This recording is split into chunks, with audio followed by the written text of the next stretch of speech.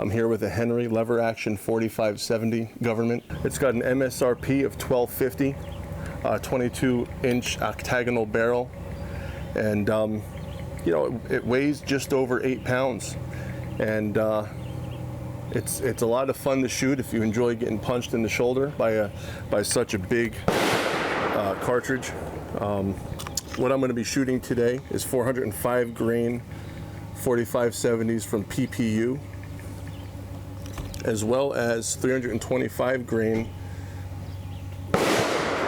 pointed bullets. You can see the bullet is pointed from Hornady. So I've noticed that this cartridge here produces a lot more felt recoil than the other one does. So let's take it for a spin. So to load it, the best thing to do is to flip it upside down, and it's a tubular magazine fed rifle. So you pull that out of there. I'm going to shoot these first, the flat tip PPUs, and you basically just stick it through the port with the gun at an angle. You can load it with the action open or closed. I have my action open because of range rules, and it's a 4-round tubular magazine. I have heard some people say that they can fit 5 in there. I'm not going to do that because Henry will not be overly pleased with me if I do. Sometimes you got to wiggle that plunger around a little bit. So as you can see, I just loaded 4. There's no round ready to be chambered yet, so I have to actually close the action, open the action again, and now there's a round ready to be loaded. As you can see, there is actually a single round going into the chamber. So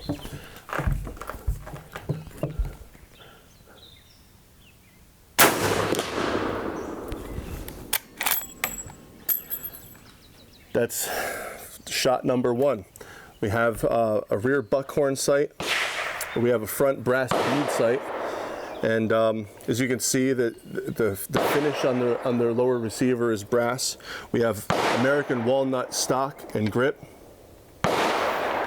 The butt plate and the back of the butt stock is also brass. There's no padding back here, so you really feel it in your shoulder. It's not unpleasant, but it's also not like shooting an AR-15 or even a 308. So send another round home, load up the sights,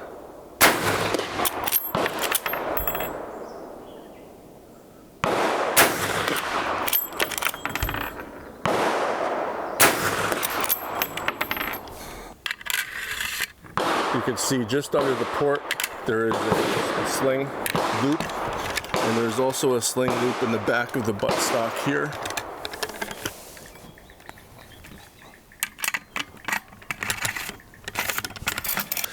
So you'll see that there is a notch on here on the tubular magazine, and you need to, in order to get it to lock into place, you have to align this little nipple inside that notch and then rotate it, and then it keeps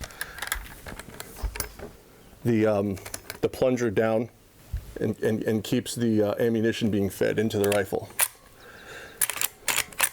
Again, this is the Hornady Revolution, or Lev-Revolution, I should say, 325 grain FTXs. A considerable difference.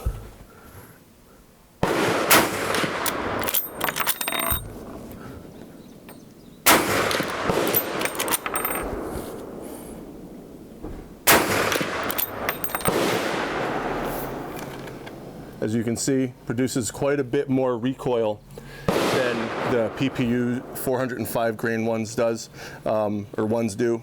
Again, it's a brass receiver, brass butt plate, walnut stocks, buckhorn sight, MSRP of $12.50, 8 pounds, a little over 8 pounds, and overall it's a lot of fun to shoot, just as long as you like getting kicked in the arm. Thanks for tuning in.